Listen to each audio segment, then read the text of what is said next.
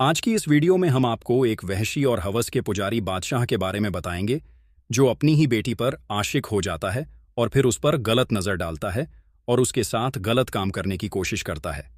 फिर क्या होता है? तो आप इस वीडियो को आखिर तक जरूर देखें। साथ ही इस वीडियो को लाइक और हमारे यूट्यूब चैनल को सब्सक्राइब जरूर करें। बादशाह दिलदार की हुकूमत दूर दूर तक मशहूर थी। उसके पास दौलत, ताकत और शोहरत की कोई कमी न थी। लेकिन अगर कुछ कमी थी तो वो थी एक बेटे की। उसकी बेपनाह हसरत थी कि उसका वारिस एक बेटा हो जो उसके नाम को आगे बढ़ाए, उसकी बादशाहत को संभाले।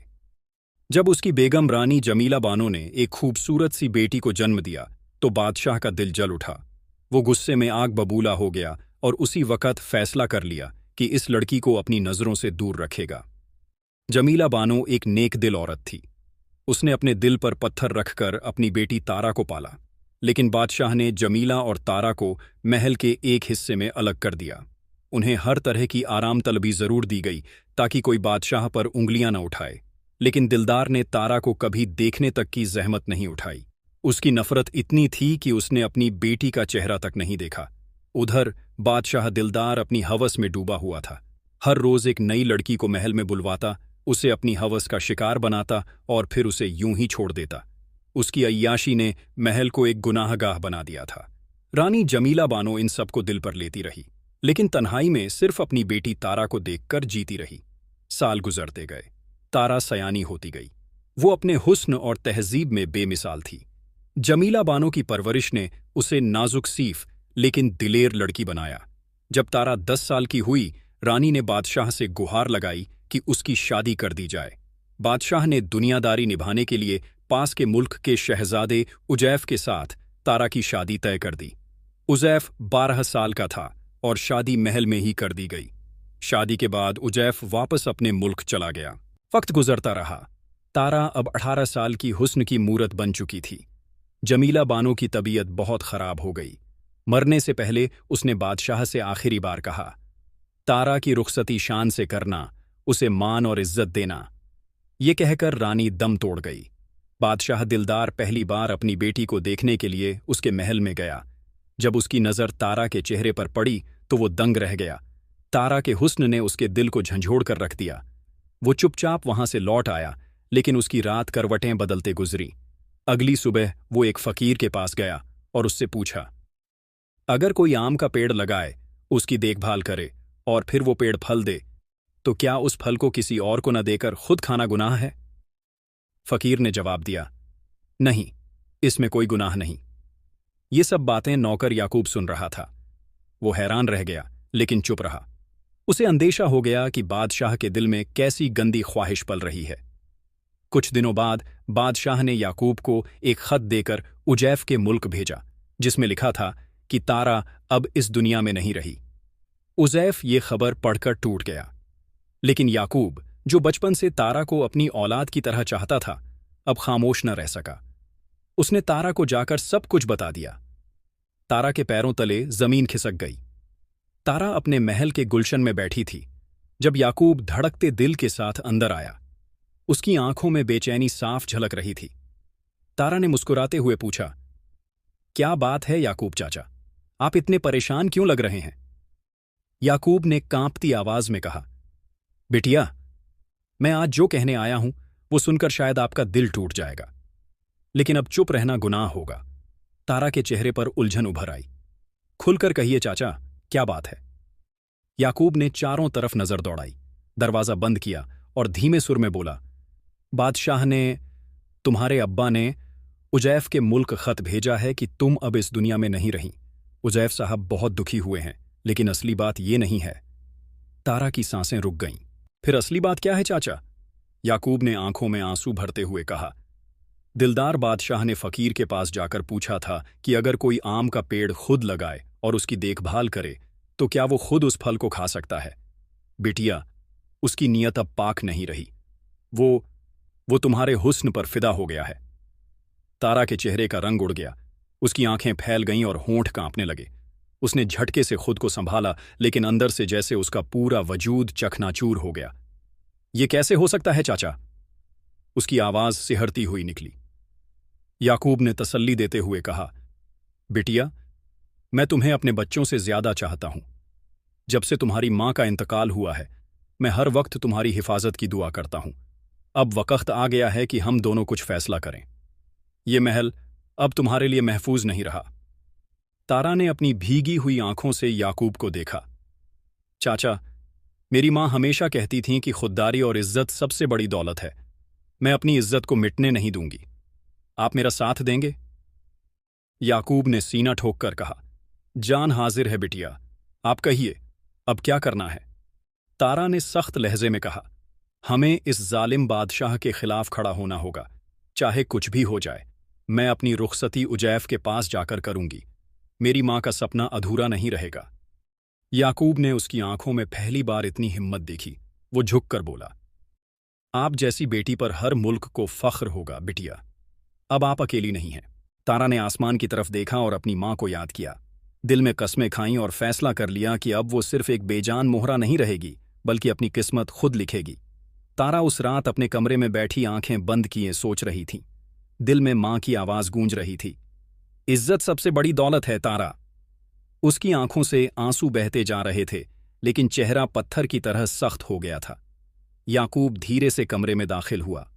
उसके हाथ में महल का नक्शा और कुछ जरूरी सामान था। उसने फुसफुसाते हुए कहा, बिटिया, मैंने सब इंतजाम कर लिया है। पीछे वाले पुराने दरवाजे से निकलेंगे।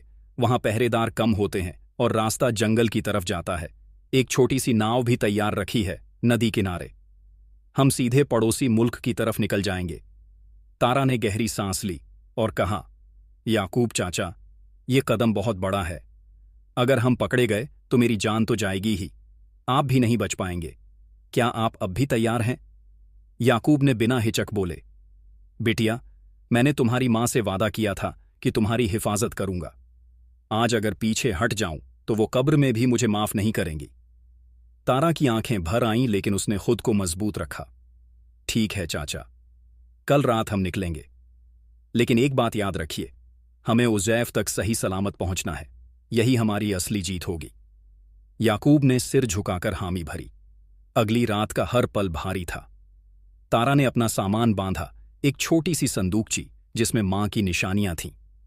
महल में सन्नाटा था, लेकिन तारा का दिल जोर जोर से धड़क रहा था। याकूब ने इशारा किया और दोनों दबे पांव महल के पीछे वाले रास्ते की तरफ बढ़े। जैसे ही वो पुराने दरवाजे तक पहुंचे, अचानक एक हल्की सी आवाज आई। दोनों रुक गए। तारा की सांसें थम गईं। याकूब ने जल्दी से तारा को पीछे किया और खुद आगे बढ़कर देखा। वहां एक बूढ़ा पहरेदार बैठा ऊँघ रहा था। याकूब ने राहत की सांस ली और फुसफुसाकर कहा, अल्लाह ने बचा लिया बिटिया, जल्दी चलो। दोनों चुपचाप बाहर निकल गए। जंगल का रास्ता कंटीला और अंधेरा था। तारा के नाजुक पांवों में कांटे चुभ रहे थे, लेकिन उसने एक आह तक नहीं भरी। उसके दिल में बस एक ही आग जल रही थी, आजादी की। नदी किनारे पहुंचकर याकूब ने जल्दी से नाव में सामान रखा और तारा को बैठाया। खुद भी सवार होकर उसने नाव को धक्का दिया। पानी की हल्की लहरों में नाव आगे बढ़ने लगी। तारा ने पीछे मुड़कर आखिरी बार महल को देखा और आंखों में आंसू भरकर बुदबुदाई, अब्बा, आपने अपनी बेटी को खुद से दूर कर दिया। अब मैं लौटकर सिर झुकाने नहीं आऊंगी। याकूब ने पतवार चलाते हुए कहा, इंशा अल्लाह बिटिया, अब उजैफ साहब का घर ही तुम्हारा असली ठिकाना बनेगा। नाव अंधेरे पानी में धीरे धीरे आगे बढ़ रही थी। लेकिन क्या यह सफर इतना आसान होगा? नाव अंधेरे पानी में तैर रही थी। रात की खामोशी में सिर्फ पानी के छपछपाने की आवाज गूंज रही थी। तारा अपने दुपट्टे को कसकर पकड़े बैठी थी। उसकी आंखें डर और उम्मीद के मिले जुले जज्बात से भरी थीं। याकूब पूरे ध्यान से पतवार चला रहा था। अचानक आसमान में बादल गरज उठे। हवा तेज होने लगी और नदी में लहरें उठने लगीं। तारा डर गई और बोली, चाचा, ये क्या हो रहा है? तूफान आ रहा है क्या? याकूब ने चिंता भरे लहजे में कहा, बिटिया, लगता है अल्लाह हमारा इम्तिहान ले रहा है। तुम हिम्मत रखो, ये तूफान भी गुजर जाएगा। लेकिन लहरें अब खतरनाक होने लगीं। नाव इधर उधर हिचकोले खा रही थीं। तारा ने आंखें बंद कर लीं और धुआं पड़ने लगी। एक जोरदार लहर ने नाव को झटका दिया। याकूब ने पूरी ताकत से नाव को संभाला, लेकिन नाव का एक किनारा पानी में डूबने लगा। तारा चीख पड़ी, चाचा, क्या होगा अब? याकूब ने गुस्से में कहा, डरो मत बिटिया, पकड़कर बैठी रहो। अल्लाह की मेहरबानी से थोड़ी ही देर में तूफान कम होने लगा, आसमान साफ होने लगा और नदी फिर से शांत हो गई। तारा और याकूब ने राहत की सांस ली। देखा बिटिया, याकूब ने कहा, जो दिल साफ रखते हैं अल्लाह उनकी मदद जरूर करता है। थककर दोनों ने नाव को किनारे लगाया और जंगल में घुस गए। रात का अंधेरा और जंगल की रहस्यमय आवाजें तारा के रोंगटे खड़े कर रही थीं, हर झाड़ी में जैसे कोई छुपा बैठा हो। अचानक कहीं दूर से भेड़ियों के हुंकारने की आवाज आई। तारा ने डरकर याकूब का हाथ पकड़ लिया। चाचा, अब क्या करें? ये जंगल बहुत डरावना है। याकूब ने हिम्मत से कहा, बिटिया, डरना मत। ये जंगल भी इंसानों से कम जालिम नहीं, लेकिन हम दोनों एक दूसरे के साथ हैं। कोई हमें नुकसान नहीं पहुंचा सकता। वो दोनों धीरे धीरे चलते रहे, लेकिन तभी एक साया झाड़ियों के पीछे से निकला। तारा की सांसें थम गईं। सामने 3 लुटेरे खड़े थे, जिनकी आंखों में लालच और चेहरों पर शरारत थी। उनमें से एक बोला, अरे ओ, देखो क्या किस्मत है आज, एक हसीन लड़की और एक बूढ़ा नौकर। याकूब ने तारा को पीछे किया और खुद सामने आकर डट गया। हमसे दूर रहो वरना अच्छा नहीं होगा, उसने गुस्से में कहा। लुटेरे हंस पड़े। बुजुर्ग, तुझमें दम है क्या? तारा की हालत खराब हो गई। क्या अब उनका सफर यहीं खत्म हो जाएगा? जंगल की खामोशी में लुटेरों की हंसी गूंज रही थी। तारा कांप रही थी और याकूब अपनी पूरी ताकत समेटे लुटेरों का सामना कर रहा था। उनमें से एक लुटेरा आगे बढ़ा और चिल्लाया, चल हट बुड्ढे, लड़की हमारे हवाले कर दे। याकूब ने डंडा उठाया और कहा, तुम लोग इंसान कहलाने के लायक नहीं। अगर मेरी बिटिया की तरफ देखा भी तो जान दे दूंगा, लेकिन उसे हाथ नहीं लगाने दूंगा। एक लुटेरा हंसते हुए बोला, अरे देखो, बूढ़ा शेर बना है, चलो देख लें इसका दम। लुटेरे याकूब पर टूट पड़े। याकूब ने पूरी ताकत से डंडा चलाया। एक को सिर पर मारा तो वह चीख कर गिर पड़ा, लेकिन बाकी 2 लुटेरों ने उसे पकड़ लिया। तारा चीख पड़ी, चाचा, छोड़ दो उन्हें। तभी अचानक जंगल में घोड़े की टापों की आवाज गूंजी। एक नौजवान तलवार लहराते हुए आया। उसके चेहरे पर बहादुरी साफ नजर आ रही थी। उसने आते ही एक लुटेरे को जोर से धक्का दिया और तलवार लहराकर कहा, कमीने हो, शर्म नहीं आती? एक लड़की और बूढ़े पर हमला करते हो। लुटेरे डर के मारे पीछे हटे। उस बहादुर ने तलवार घुमाते हुए कहा, अब अगर जिंदा रहना है तो भाग जाओ। लुटेरे डरकर भाग गए। तारा और याकूब हैरानी से उस नौजवान को देख रहे थे। तारा ने कांपती आवाज में कहा, आप कौन हैं? वो मुस्कुराया और बोला, मैं शहजादा उजैफ हूं। मैं अपनी तारा की तलाश में निकला था। अल्लाह ने मुझे तुम्हारे पास पहुंचा दिया। याकूब और तारा दोनों की आंखों में आंसू आ गए। याकूब ने कहा, मालिक, आप वक्त पर आ गए, वरना आज। उजैफ ने तारा की तरफ देखा। उसकी आंखों में मोहब्बत और राहत साफ झलक रही थी। अब मैं तुम्हें किसी तकलीफ में नहीं पड़ने दूंगा तारा, उसने मजबूती से कहा। तारा सिसकते हुए बोली, मुझे यकीन नहीं हो रहा कि आप सच में आ गए। उजैफ ने कहा, अब हमें जल्दी यहां से निकलना होगा। जंगल में और खतरे हैं, चलो मेरे साथ। और वो तीनों उस वीरान जंगल से निकलने लगे। लेकिन किस्मत ने क्या और इम्तिहान लिख रखे थे, ये कोई नहीं जानता था। उजैफ तारा और याकूब को अपने महल ले आया। महल में खुशी की लहर दौड़ गई। सब हैरान थे कि शहजादी तारा, जिसके मरने की खबर आई थी, जिंदा और सलामत थी। उजैफ ने सबसे कहा, ये मेरी बीवी है, मेरी तारा, इसे इज्जत दो, इसका मान बढ़ाओ। महल की खिदमतगारों ने तारा को गले लगाया और कहा, अल्लाह का लाख लाख शुक्र है, शहजादी साहिबा वापस आ गईं। तारा की आंखों में आंसू थे। पहली बार उसे ऐसा लग रहा था कि वो महफूज है। याकूब ने राहत की सांस ली और बोला, मालिक, अल्लाह आपको सलामत रखे। आपने तारा बीबी को एक नई जिंदगी दी है। इधर दिलदार बादशाह अपने महल में बैठा गुस्से से कांप रहा था। जब उसे ये खबर मिली कि उजैफ ने तारा को ढूंढ लिया है और अपने महल ले गया है, तो उसका खून खौल उठा। उसने अपने वजीर से कहा, मुझे धोखा दिया गया है। मैंने तो उसे मारने का हुक्म दिया था, अब वो जिंदा है और उजैफ के पास पहुंच गई है। वजीर ने डरते हुए पूछा, अब हुक्म क्या है जहांपनाह?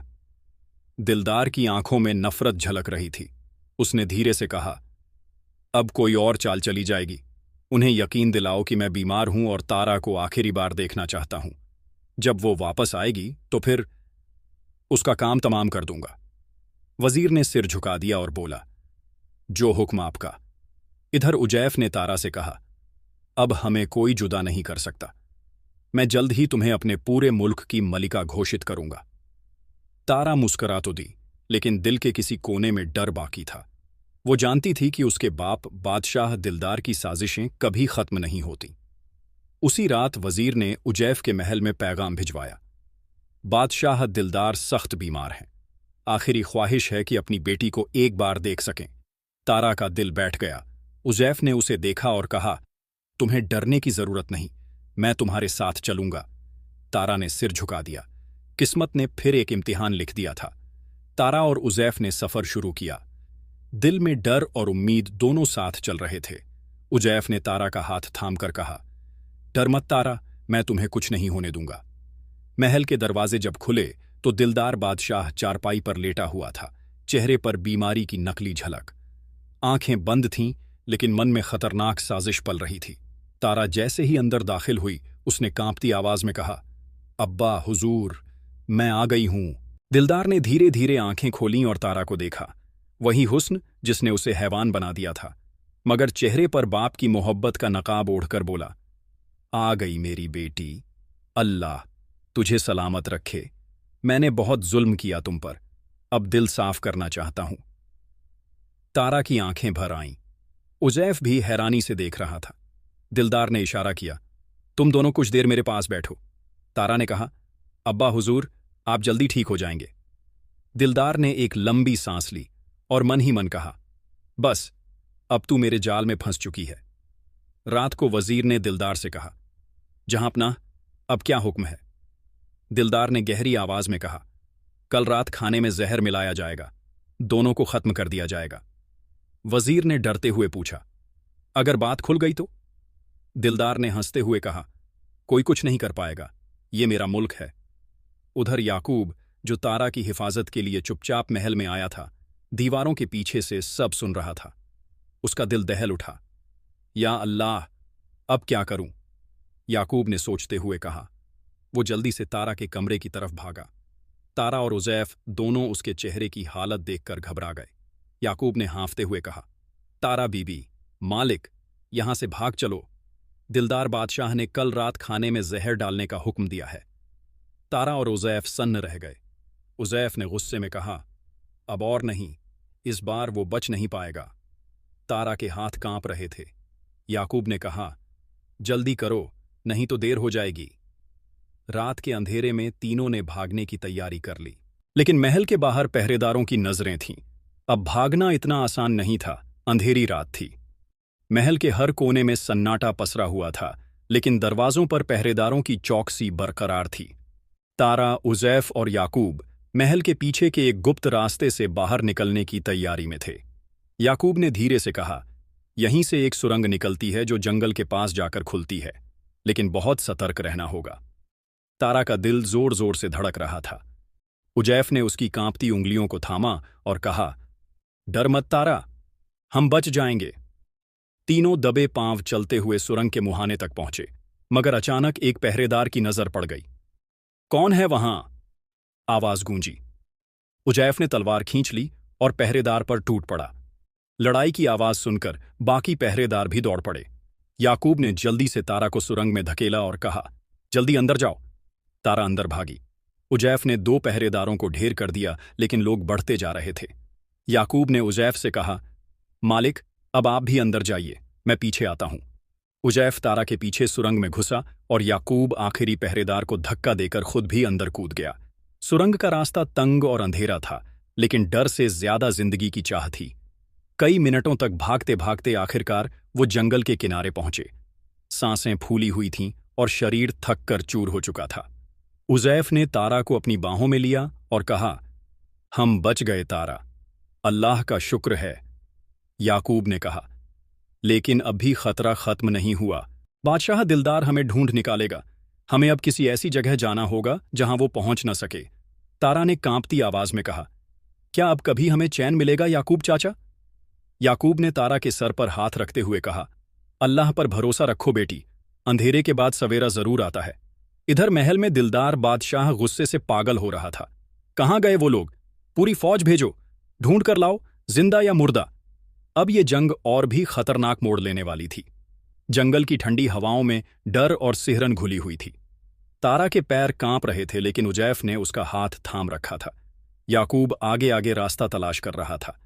आसमान पर काले बादल छाए थे और रात गहरी होती जा रही थी। इस तरफ आइए, याकूब ने फुसफुसाते हुए कहा। यहां एक पुराना गुफा है, कुछ दिन वहां छुप सकते हैं। तीनों पत्थरों और झाड़ियों को चीरते हुए गुफा तक पहुंचे। गुफा अंधेरी थी, लेकिन फिलहाल यही उनकी पनाहगाह बन सकती थी।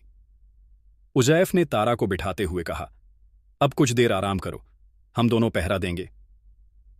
तारा थकी हुई थी, लेकिन आंखों में नींद नहीं थी। दिल में माँ बाप की बातें, उजैफ से निकाह और बादशाह की दरिंदगी का खौफ सब घूम रहा था। उधर महल में दिलदार बादशाह का गुस्सा चरम पर था। उसने सिपह सालार को बुलाकर कहा, पूरे जंगल में आग लगा दो अगर जरूरत पड़ी तो, मगर उन्हें जिंदा या मुर्दा पकड़कर लाओ। सिपाही तलवारें निकालकर जंगल में फैल गए। दूर दूर तक टार्चों की रोशनी जंगल में चमक रही थी। जानवर भी दहशत में भाग रहे थे। याकूब ने गुफा के मुहाने से देखा और डर कर वापस आया। मालिक, वो लोग जंगल में घुस चुके हैं, हमें आगे बढ़ना होगा।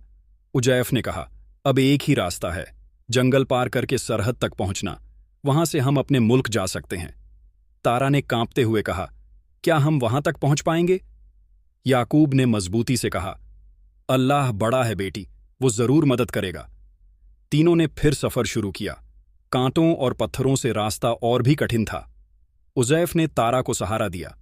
अचानक एक तरफ से आवाज आई, इधर देखो, कुछ लोगों के पैरों के निशान। याकूब के चेहरे का रंग उड़ गया। उजैफ ने कहा, अब बस दौड़ो। तीनों भागने लगे। पीछे से सिपाहियों की आवाजें तेज होती जा रही थीं। तीरों की आवाजें और तलवारों की झंकार जंगल को गूंजा रही थी। तारा का दुपट्टा झाड़ियों में उलझ गया। उजैफ ने एक झटके में उसे छुड़ाया और कहा, भागो तारा, अब जान बचाना है। कई घंटों की जानलेवा भागदौड़ के बाद आखिर वो एक नदी के किनारे पहुंचे। उजैफ ने कहा, इसी नदी को पार करके हम सरहद के पास पहुंच सकते हैं। तारा ने कांपती हुई आवाज में कहा, या अल्लाह, हमारी मदद कर। अब या तो पानी में कूदकर जान बचानी थी या दुश्मन के हाथ लगना था। उजैफ ने तारा की तरफ देखा और बोला, तैयार हो तारा? तारा ने सिर हिलाया। उजैफ ने उसका हाथ थामा और दोनों नदी में कूद पड़े।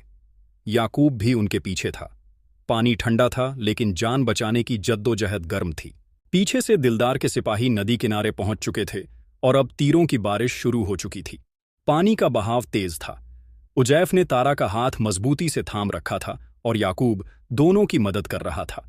ठंड ने बदन सुन्न कर दिए थे, लेकिन मौत का डर ताकत बनकर उनके पैरों में जान डाल रहा था। आखिरकार काफी मशक्कत के बाद तीनों नदी पार कर गए और एक सूखे किनारे पर गिर पड़े। तारा के होंठ नीले पड़ चुके थे और सांसें तेज चल रही थीं। उजैफ ने कांपते हुए कहा, तारा, आंखें खोलो, देखो, हम बच गए।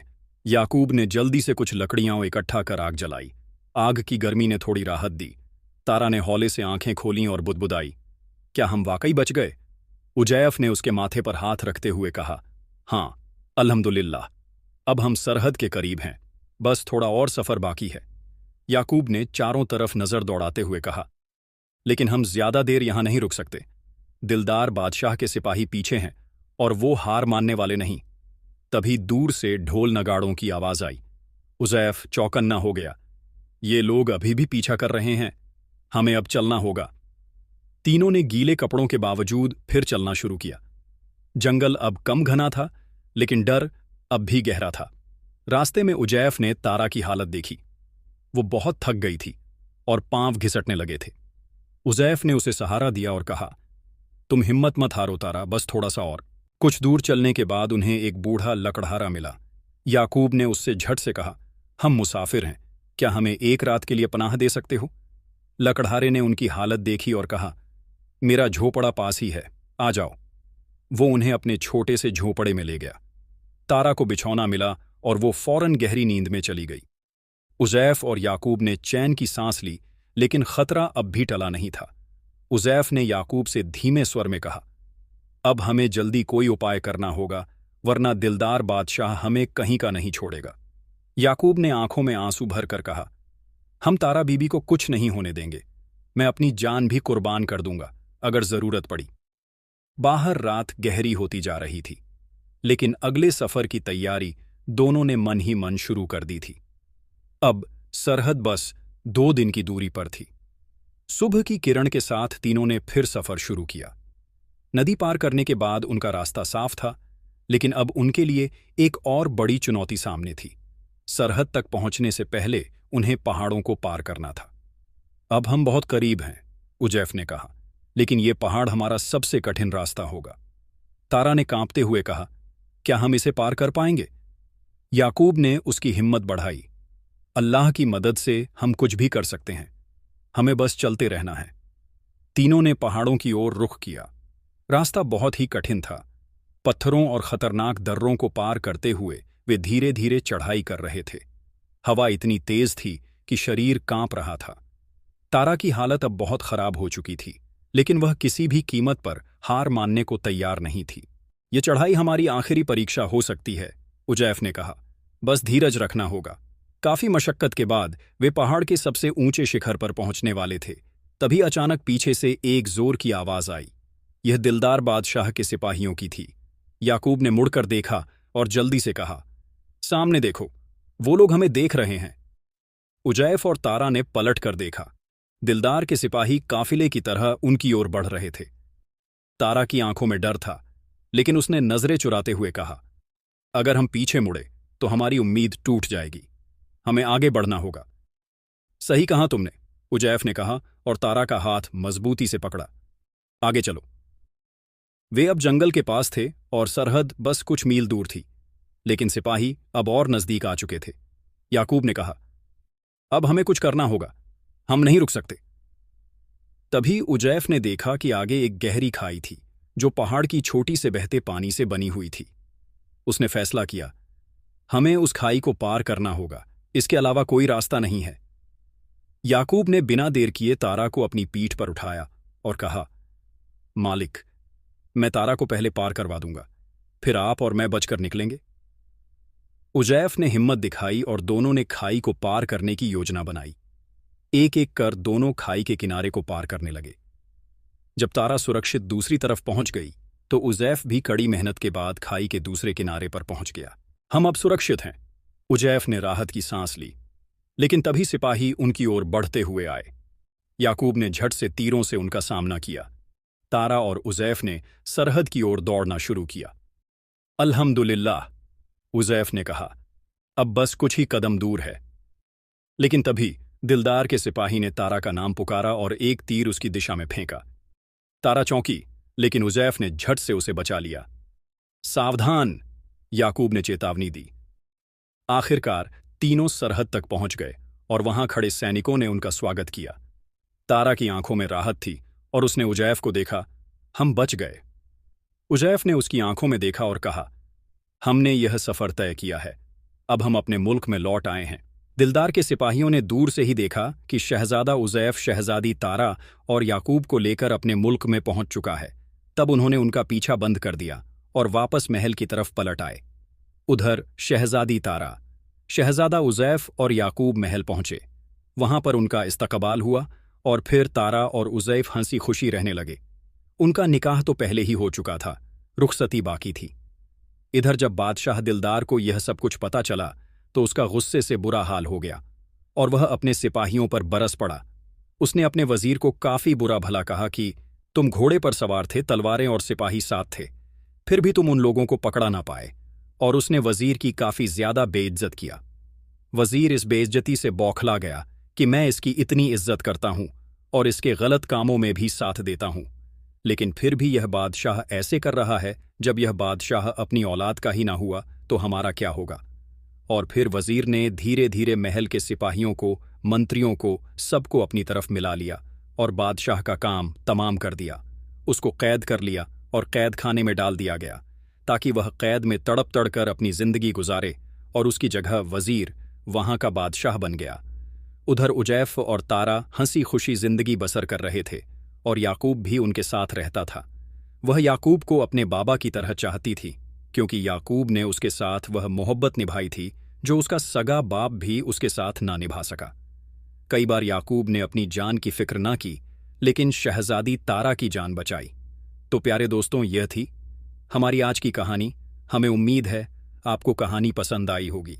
अगर कहानी पसंद आई हो तो इसे लाइक, साथ ही करीब लोगों के साथ इसे शेयर भी ज़रूर करें।